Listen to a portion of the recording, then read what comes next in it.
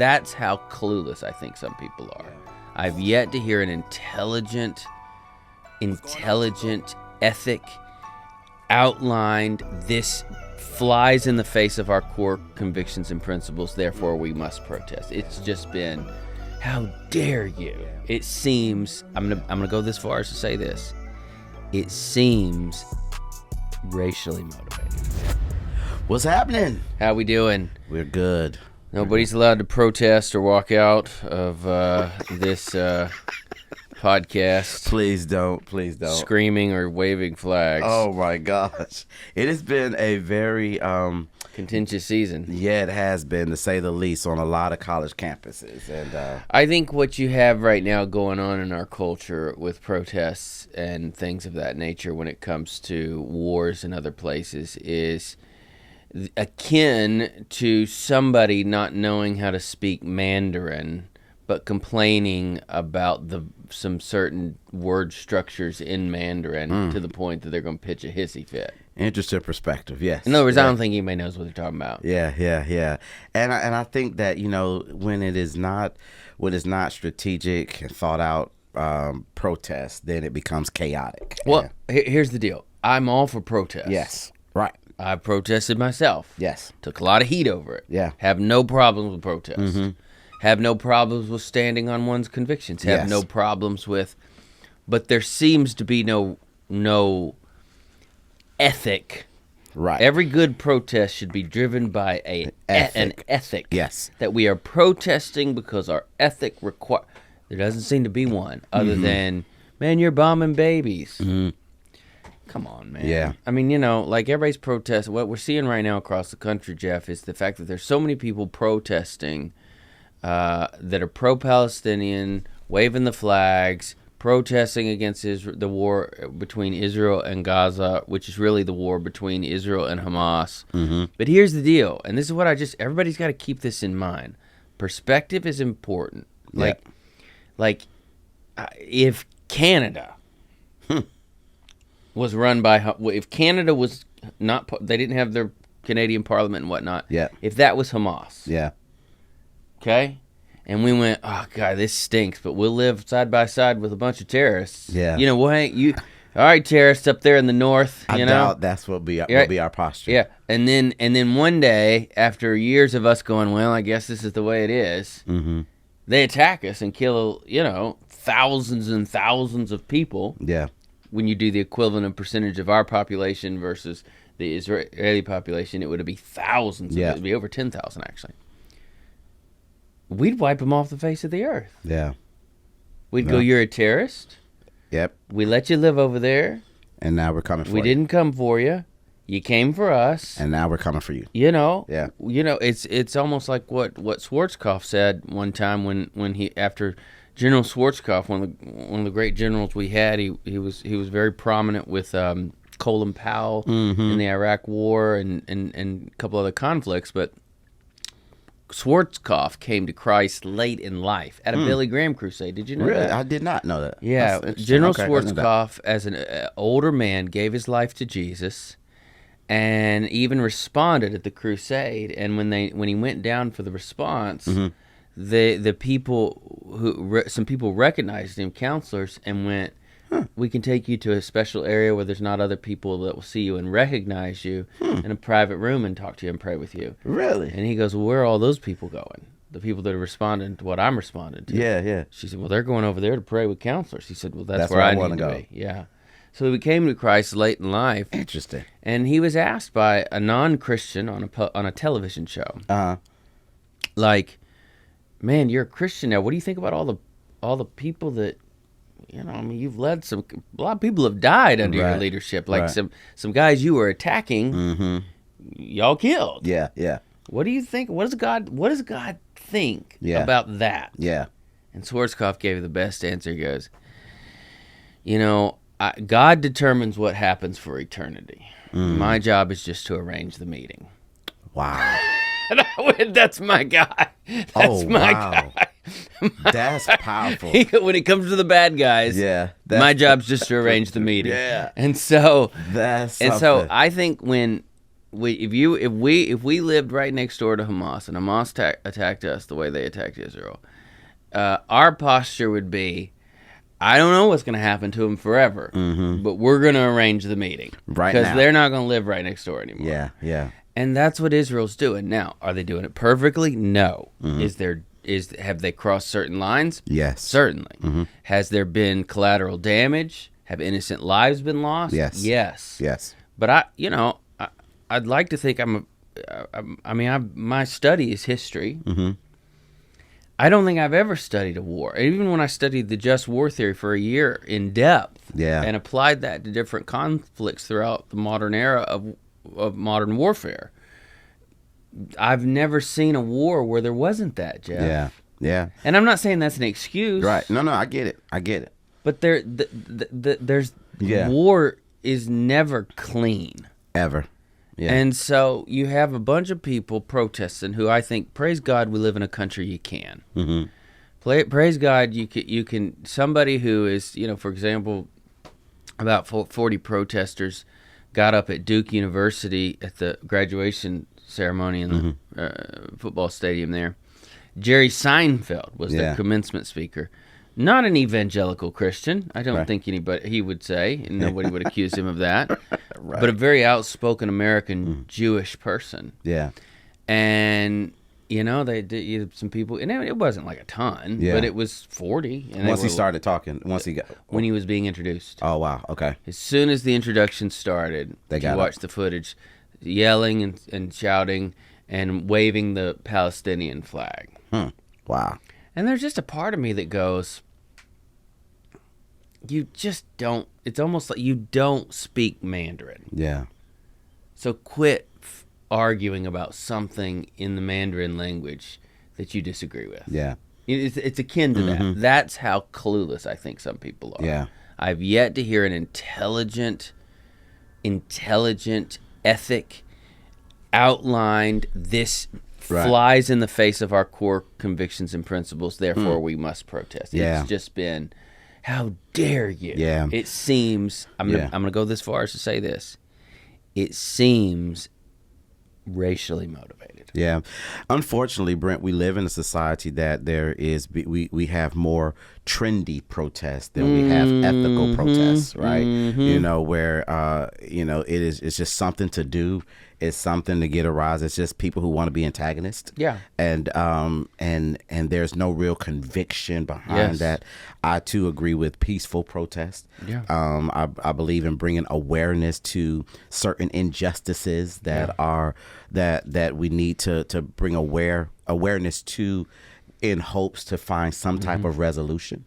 But I think that if you're going to protest, there has to be a deep-seated conviction. To your point, there needs to be some ethical convictions to connect you to the protest. Yeah. And even if you don't fully have... And I'm not saying everybody right that's protesting has not thought it through. No, and I agree with that. But what I'm saying is that you articulate it really well, Jeff. Yeah. It's just become trendy. It's trendy. It's just something to do, right? And I think you can have compassion for people that are going through certain situations and may not totally connect to you. You may not understand it, but you're not trying to be an antagonist, right? You're just trying to bring an awareness to the whole purpose of protest is to bring awareness to an injustice or an issue that we are in our society or a certain marginalized group is facing or dealing with, right? But I think there's a way that you can do that, Brent, without it being, I agree, just all over the place. And unless somebody is listening to this going, oh, you're so blindly a Zionist and pro-Israel. Let me just say, we're not blindly pro-Israel. Right. Are we pro-Israel? Certainly. But I think you have to always, and I say that as a patriot, I think if you're not pro your allies, you're a fool. And you're not really a patriot, to be quite honest with you. But we're not blindly pro-Israel. And we've done SLU 101 for over 800 Palestinian. I've taught over 800 Palestinian students. Yeah, man. And we've flown many of them here and scholarship them through the journey. So it's not that we're blind and don't see. I mean, we've been to Palestinian territories. Yeah. We're in Palestine a lot. Yeah, yeah. I have good friends there. I'm not saying that. What I'm saying is there is a misguidedness to our protests right now. That's good. There is we don't understand context because we don't speak Mandarin. We're not on the end. We haven't taken the time to study. I'll say it a different way. We were on vacation last couple of weeks, which was awesome. I've never taken a 2-week vacation before. It's great. And my son and I were sitting on the beach talking, and he said some friends of his had been talking about MLK and Malcolm X, and he was like, Dad, what? I don't know much about Malcolm X. We don't ever talk about him. We've talked a lot about Martin Luther King in our house. What? And I said, well, first of all, buddy, here's the deal. Nobody should be talking about Malcolm X who hasn't read Malcolm X. Absolutely. Nobody even should be talking about Dr. King who hasn't read Dr. King. And I just took the moment to go, that's good. Jeff, Gabe, don't try to speak intelligently without reading primary source materials. Yes. I mean, these are two men that actually said a lot of things that were recorded. Yes. They lived at a time in history which things were recorded. They actually wrote a lot of things that are still in print. Yes. It's not hard to access what they said. Yeah, yeah. I said, so before I formed an opinion, I said, because I grew up with, he's Muslim, he's bad, he's horrible, there's nothing good there.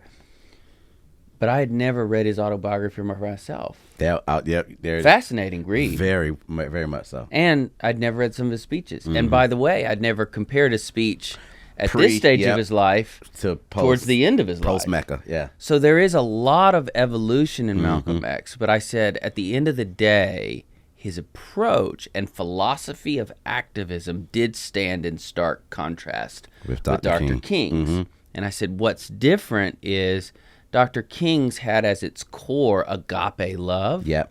And it was, I do believe it was a civil rights movement then, not now, but then, and maybe now for some, but I'm saying that it was explicitly Christian then. And it was crystal clear, and there was unity around that strategy. It was a bunch of preachers. Yeah. You know, it's not anymore. Yeah, don't get me on that tangent. Yeah, anyways, but no, I know that sorry, I almost hit the red button in Jeff's mind, like you almost saw him go, the righteous indignation come out, but sorry, I knew I was dancing.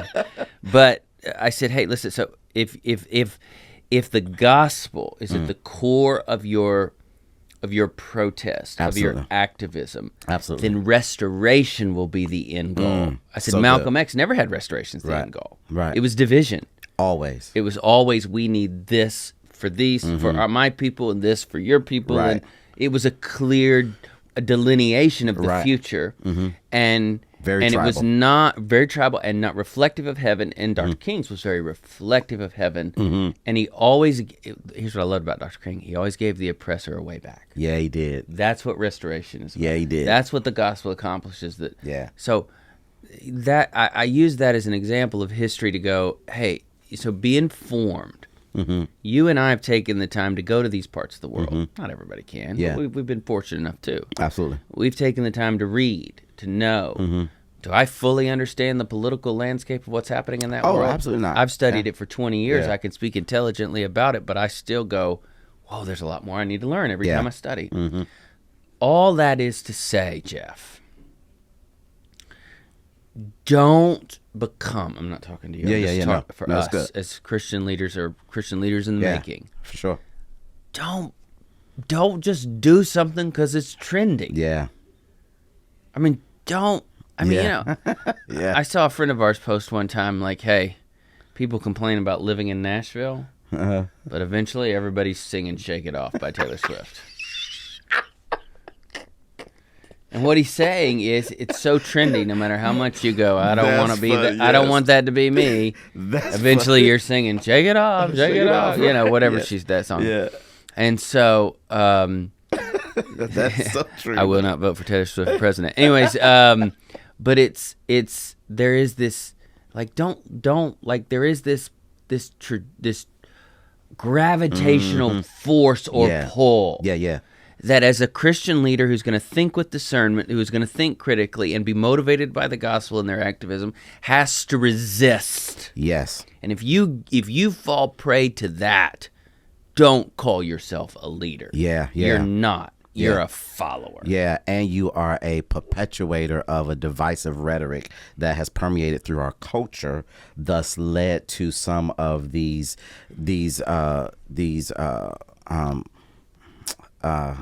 unconscious protests, that are out there that we see, not just in this situation, Brent. We've seen it in previous situations where there is just no true connection to the cause. And so listen, you go as far as say this. Tell me if I'm wrong on this one.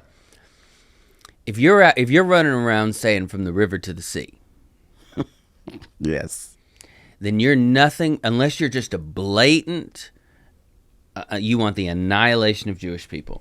If you're not willing to say that, but you're going to say from the river to the sea, then you are nothing more than a puppet in the hand of a puppeteer who is akin to Adolf Hitler. Wow. Now that's a statement. If I'm wrong, call my hand on it. Yeah, I mean, but I've to call for the annihilation of an entire people. Yeah.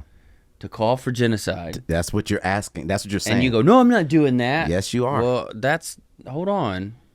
That's what you're saying. Do you know where that came from? Do you know who's been do you know what political party has been using that as kind of a calling card for years? It's really terrorists. Come on, man. You gotta be smarter than that. Yeah. So I just go, that's truth. Don't be a puppet. That's truth. Hey, that's the man, we're gonna get in so much trouble. Truth. Yeah, man. So why did we should have stuck to the script. Hey, everything that I've said, did I say everything you wanted to say? So I just showed what Jeff wrote down. That's just how we rehearsed it, man. Just how we rehearsed it. No, that's good. But I think, to segue us, that when you think about wisdom, I think from what we are sharing, what we just shared, Brent, it comes from in my humble opinion, a depth of wisdom and insight that, we just kind of gained over the years. Reading, studying, kind of trying to stay connected to what's in front of us, as well as reflecting on what's come before us, right? And so as we've been in this series, man, of the 7 most common leadership struggles, right? We've kind of walked over the last few weeks through a variety of different struggles, and this one, I'm excited about this conversation because we're going to talk about leaders. vintage leaders. Yeah, older leaders, vintage leaders. Well, and we need it right now. Yes. I mean, part of the reason I wanted to segue from with the protests that are happening, we're in the commencement speech, graduation season of the year. Yeah. And we have all these campus-wide protests happening. And as the semester was ending, what do the protesters do on those college campuses? Because they're not all college protesters, by the way. They're not. Which is crazy. Yeah, you're right. They're not. You got these incredibly expensive schools allowing non-students to take over. Yeah, it's just insanity. Yeah. But, they've then, the protesters go, okay, well, there's no more class, so let's go to the commencement addresses. Yeah. And so what's been highlighted for me over the last couple of weeks is there's a desperate need, and I don't consider myself an older leader. I'm 46 years old. I've got a lot left to learn, and I got a long way to go. Yeah, same. But if anything is highlighted in this time frame, it's the need for some people who have some scars, who have lived, who have been through a conflict or two, who have something to say. Some tread on the tire. They got some tread on the tire, and they got something to say. And so we want to say, okay, so if we need you, older leader, we need you, we need your voice, we need your wisdom, we need, and so let's talk about what we need from an older leader. But the truth is, and I just want to say, Jeff, you may have had a different experience. In my experience, older leaders are not going to seek you out. You have to seek them out. Oh, 1,000%. Yeah, here's the truth. It starts with this honesty that you must have with yourself, with saying, I need wise counsel in my life. And so if I need wise counsel, I'm going to actively seek out that wise counsel. And so, yes, over my leadership journey, there are some men who I've looked at their lives. I've looked at the fruit from their leadership in their lives, and even the scars, not just the awesomeness of their leadership, but the things that they've learned in their failures and how they've responded to those failures. And those have been men that I have seeked after. I've seeked after to say, hey, man, I just want to learn from you. How did you handle this? How did you handle that? You know, I'm in this current season of ministry and life. You know, could you give me some words of wisdom, encouragement? Or even, here's the thing, not even encouragement, but just, you know, some cautions, you know, but you're right, Brent, you have to, you know, as that younger leader seeking after that older, you have to do just that, seek after them. One of the things I did as a youth pastor, Jeff, and it was kind of odd for some of my students, even though I went, shouldn't be. Is about once a month and I wouldn't take the whole student ministry, but I would take 7 to 9-ish students, and we'd go to the nursing home. Oh, wow, that's great. And I'd already been there, and I'd already worked. I knew, nobody was surprised we were there. Like I'd talk to the people, but it was more about like, hey, I want you to get a taste for the wisdom that's here. And so I would intentionally take my students. It wasn't just turn them loose and go make old people feel good, even though that's a good thing to do. It was, hey, let's walk in this room. And I remember there was a guy named Mr. Harold. And I said, hey, Mr. Harold, what'd you do for a living? And he would name a job. I said, what did you do before that? I was in the Army. Okay, well, tell him where you served. Well, I served on a little boat called the California. The California that was shot and sunk in Pearl Harbor? Yeah. And then there's this moment, oh my gosh. This man in front of me as a student is looking at this elderly man going, this guy was in Pearl Harbor. Like this is the attack that caused the United States to actively go, we're involved in World War II now. Right. In fact, our involvement's kind of what made it World War II. You know, it's you're that? And then it opened up this whole barrage of questions, like in this fascination. But the thing is, they weren't fascinated. They weren't curious with what Mr. Harold could offer them until they had an insight into the fact that Mr. Harold was part of history. And so I think there is a need for us as younger leaders to go, what's the story of those who have gone before us? And when we know their story, we're going to become fascinated and curious, and we're going to value the wisdom that is there. Man. You know, it's almost like there's several places in the Middle East. It's like Saudi Arabia is a country that used to be a bunch of Bedouin, farmers. Sheep herders and tribes and Bedouin tribes that would travel and and they were for hundreds of years. Their sheep and they've just been and quite honestly in many cases in poverty, and they were just walking over oil the whole time. Had no idea what was under their feet. And in one, and then one day the history of the world changed, and now Saudi Arabia fuels our cars. But it's literally they are gazillionaires now. And when I say they, I mean a lot of people in that country. Absolutely. And they're very powerful because of it, and they're very, very wealthy because of it. And I feel like that's the way it is with older leaders. They're like the oil that's underneath the ground. Wow. And we'll go generations without realizing it's there. That's good. But if you'll take the time to discover and tap into then you will become different than everything that has gone before you. You'll be rich beyond measure. Exactly. And man, that's a great analogy, man. I think that's so good. So anyways, with that in mind, Jeff, let's talk about what we want from older leaders. Yeah, because I think if we can categorize if we can categorize this conversation around, maybe 5 pleas, 5 things that we need from older leaders. I love, Brent, what Job 12:12 says, that wisdom is found with the elderly and understanding comes with long life. And then in verse 13 it says, wisdom and strength belong to God. Counsel and understanding are his. And I just love that text as we kind of set this idea around, hey, we need to recognize that wisdom is found with the elderly, right? And that if we're looking for understanding, the reason why we can get understanding from the elderly is because they've lived a long life. And with that journey through life, they've gained some wisdom. And so as we think about talking to these older leaders, and we're saying, hey, can you pay it forward, And if we had a room full of older leaders here in our studio. Here's what we need from you. Here's what we need from you. And so five ideas or statements or needs, if you will, that we'll say that we need. And so you want to just jump right into it, man? And so the first one, man, is accountability. Accountability and understanding that,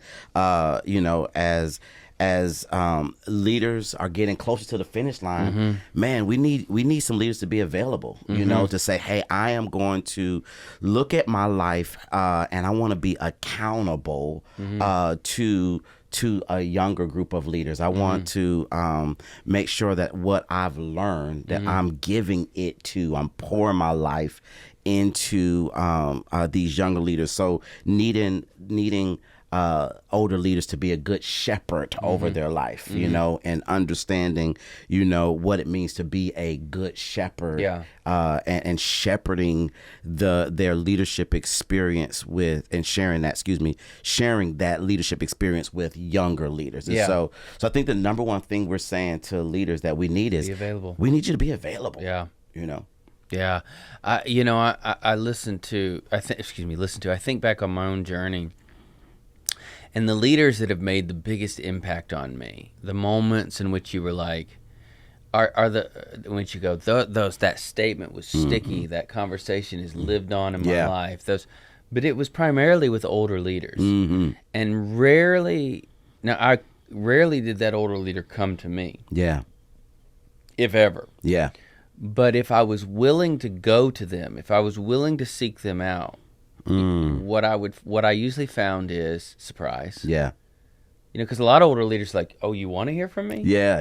I didn't think you wanted. Yeah. I think you're too busy looking at your phone to care about anything about what I said. Or see how many followers you got. So I think that, if when I would reach out, and the times, and I continue to do this, when I reach out to older leaders to go, hey, can I just have a little bit of your time?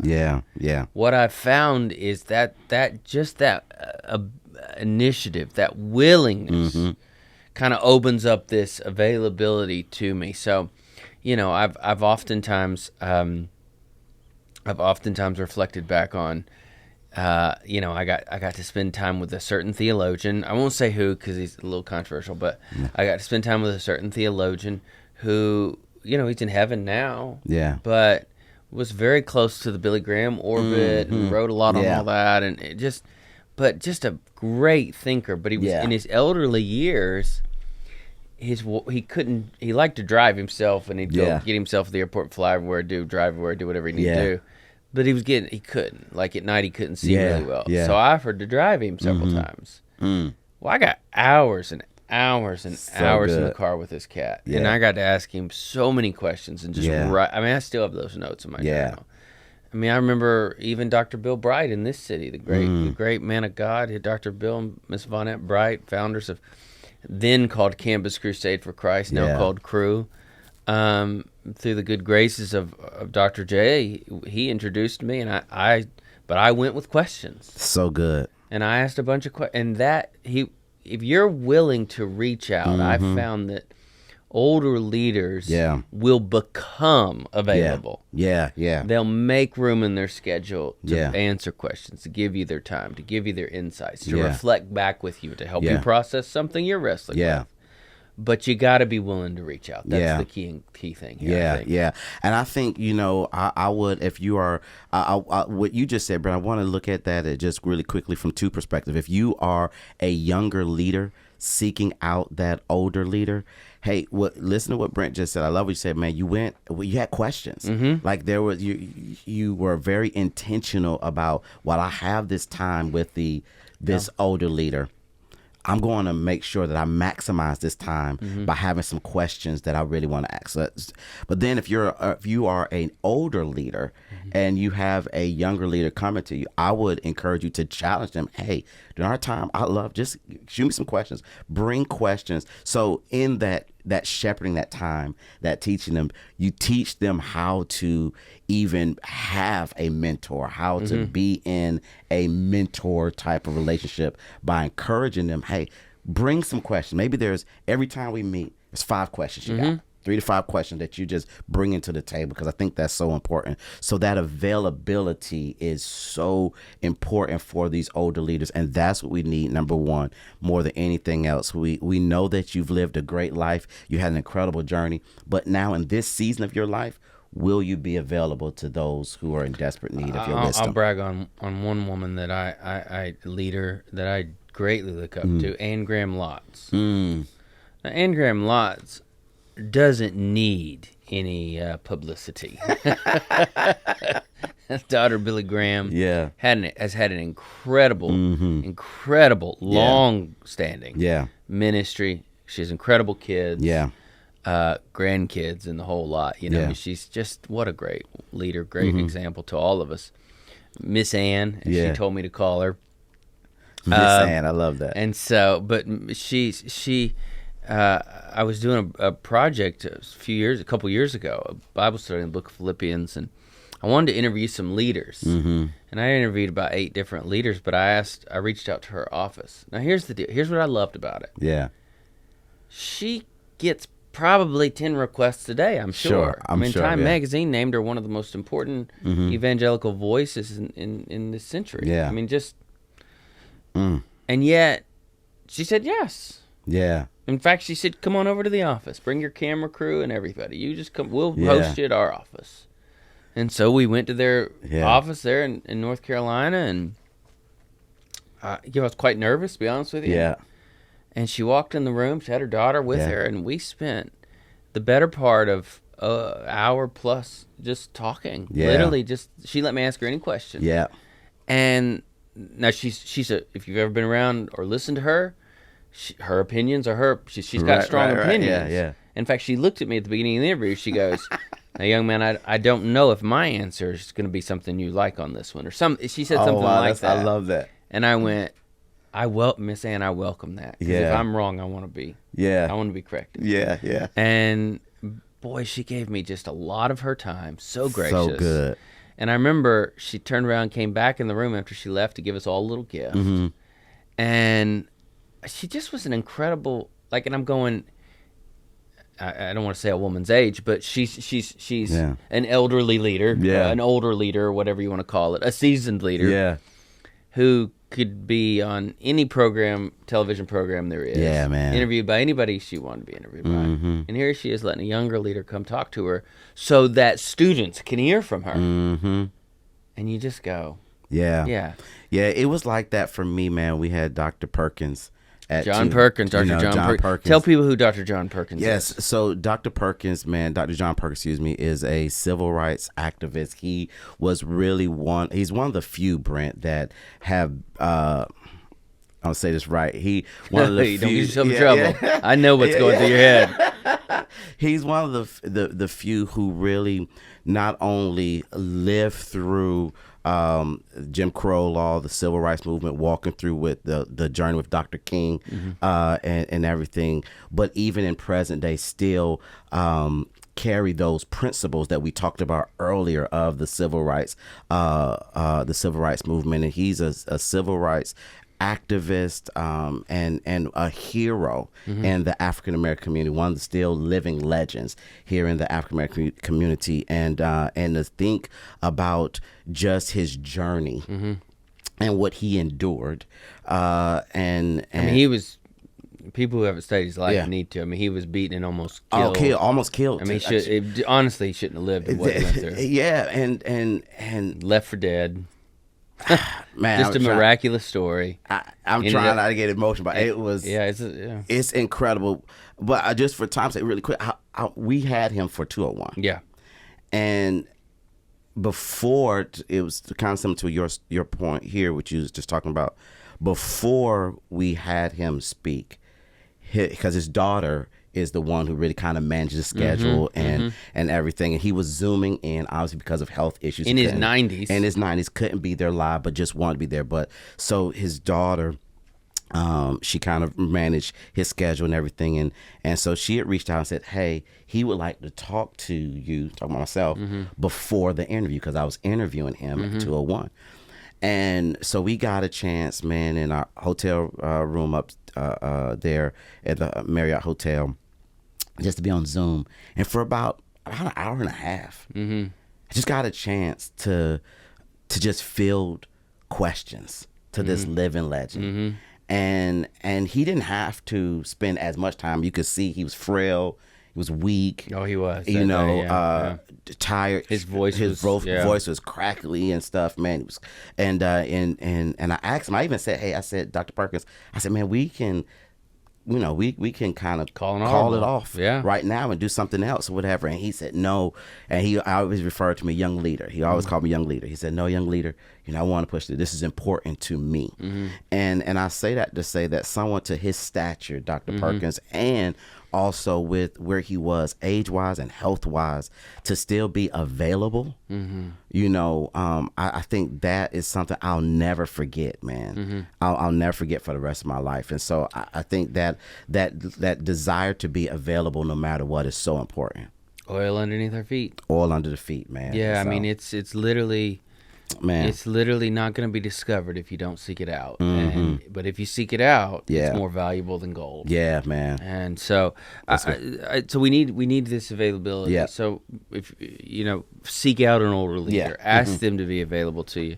I think the second thing we need from older leaders is we need their encouragement. One of my favorite examples of this in Scripture, it's probably no surprise to some people, is the Apostle Paul's encouragement to Timothy at the end of Paul's life. Yeah.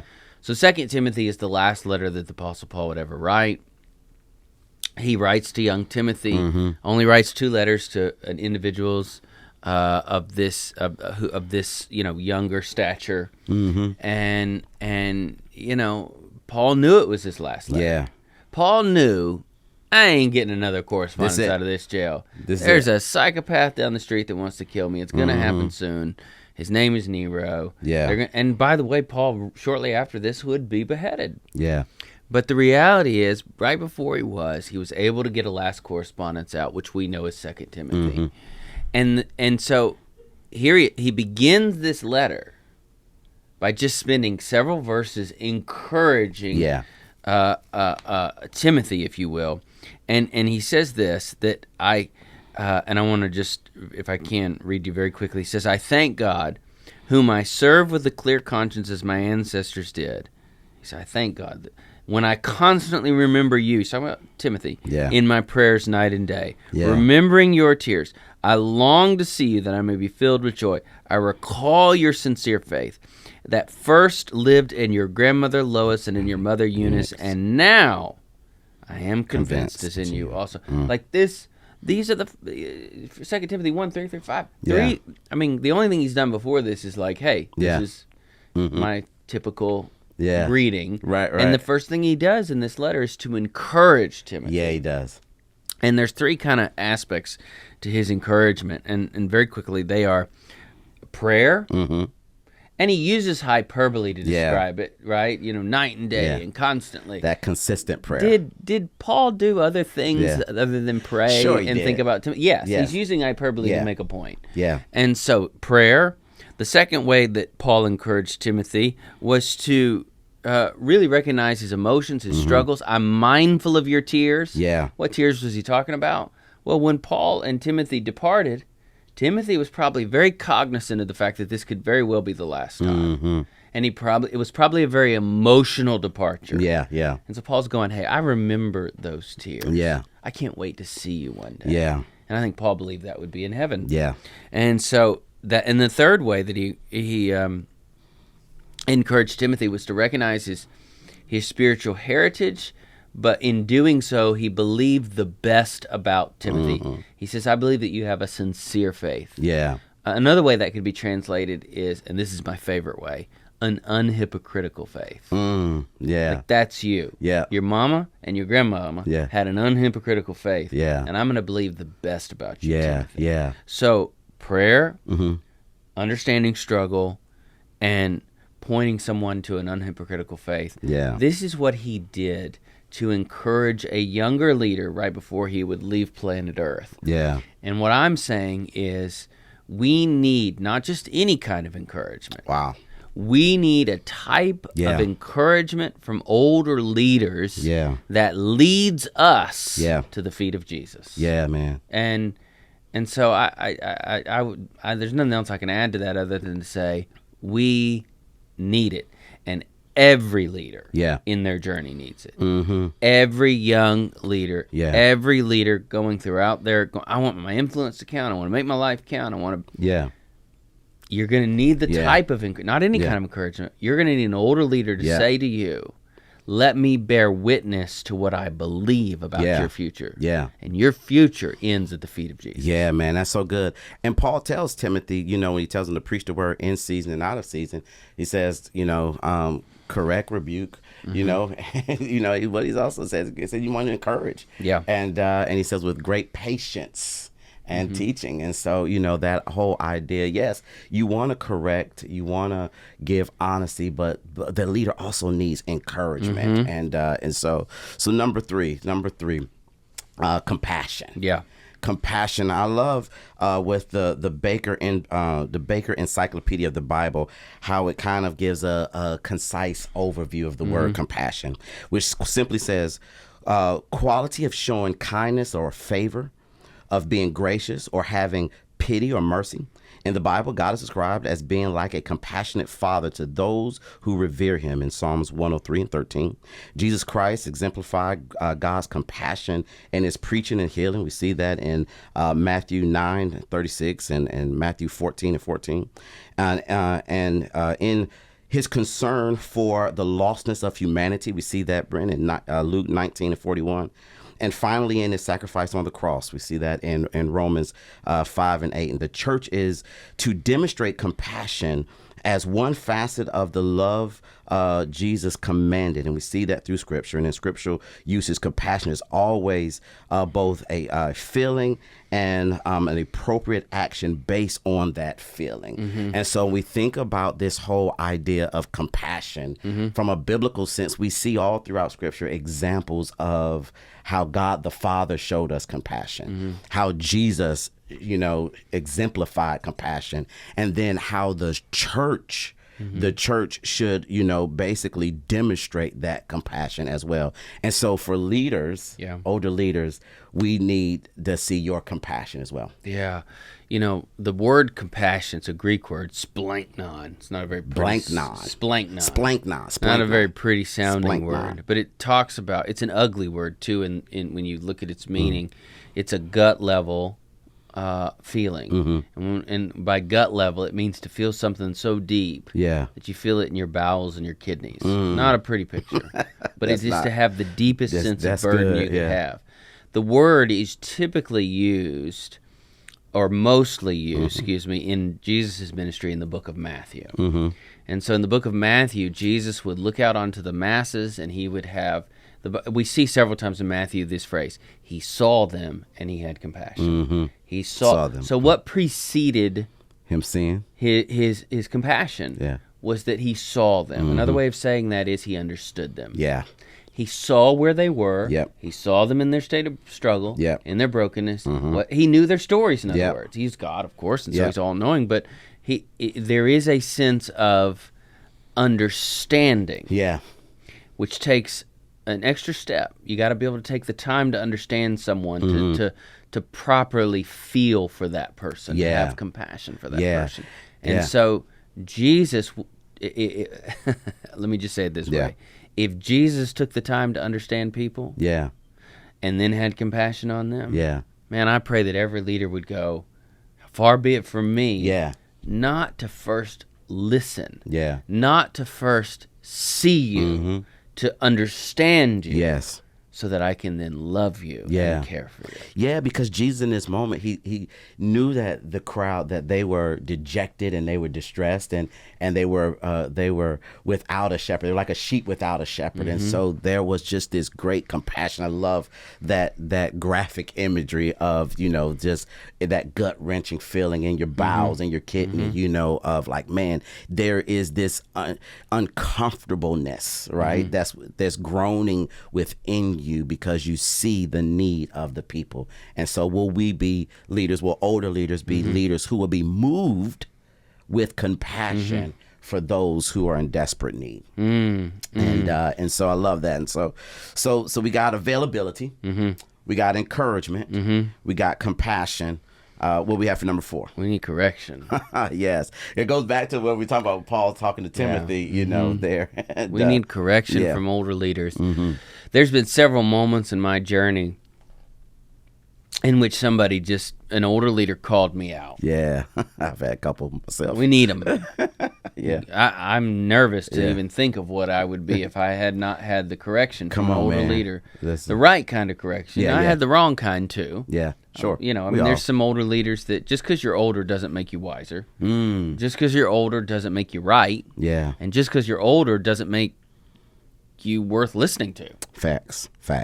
But older leaders, so I've been corrected by older leaders who were jerks. I mean, you can be old and be a tool bag. I mean, you know what I mean? You can be an older leader who... Was that the wrong way to say that? Sorry. Listen, it's true. It's true. A number doesn't make you better, Yeah. So, but you can't... But, and we've all had those people correct us.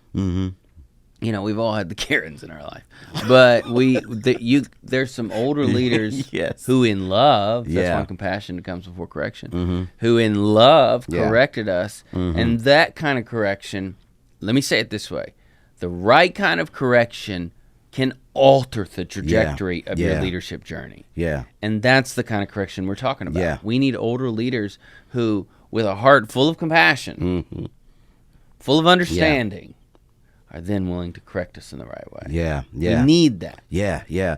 And King Solomon talks about this in Proverbs, Proverbs 15:5. He says, a fool despises his father's discipline, but a person who accepts correction is sensible, right? And so there needs to be this openness. I think, it's a reciprocal thing. Like, so we as young leaders need to be open to it. But then older leaders, we have to be willing to give it in a God-honoring way, right? Notice King Solomon says the father's discipline, right? There's that wisdom, that godly wisdom there. And so I think, yes, older leaders, we need your correction, but we also need your wisdom in the correction. Yeah. If you're wise, shut up. If you're not wise, shut up. Yeah, right. If you're not full of wisdom, don't trust anything. Yeah. I mean, I remember when I was, one morning... Our house is chaos on a regular. Yeah. And I remember one morning, it's because my wife homeschools our kids because we live so far out in the country. We'd be in the car 2.5 hours every day. People would be getting back and forth to school. Yeah. So we homeschool the kids, and it just has been a good decision. And so you got 6 kids in the house. You need a good routine. We were running behind one day, and I noticed that everybody was doing school, everybody was doing what they were supposed to do, everybody was where they were supposed to be at the right time, and it was 9:30, and my oldest was running behind. Yeah. And he was 9:30, and he should have already had a good hour under his belt of work by then, and he was just sitting down with a cup of coffee and his time management planner, trying to look at the day, figure some things out. And my first reaction was to get on to him. Yeah. It's like, man, what are you doing, bro? You're sleeping, right. You're being lazy, Yeah. And what had happened is, because my wife and I were running behind that day, Gabriel, and he wasn't rude about it. He just goes, nah, man, y'all running behind. So I just got up this morning and I helped the younger kids get their breakfast, and I got everybody else started on the day before I started my day, because I saw that there was a need. Love it. And I was like, oh, God, man, I'm such a tool bag. I'm that tool bag now. Oh, wow. Right? Like, So that's good. me. And so I'm like, and so I apologize to him.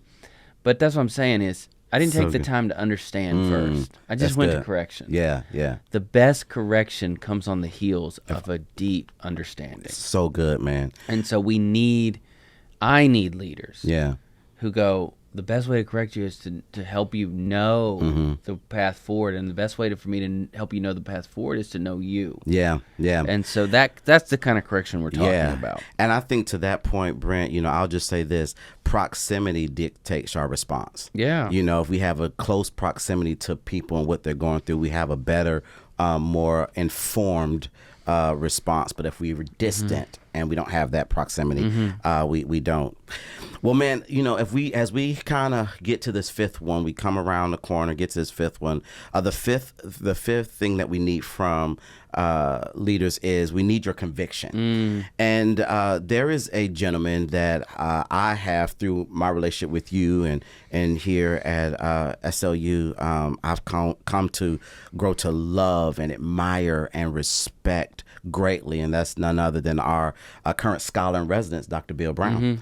And just as a side note, if you've not had an opportunity to hear some of these great conversations with Brent and Dr. Brown, as they've really kind of deep dive in some hard ethical conversations, dealing with some ethical issues like sexual ethics.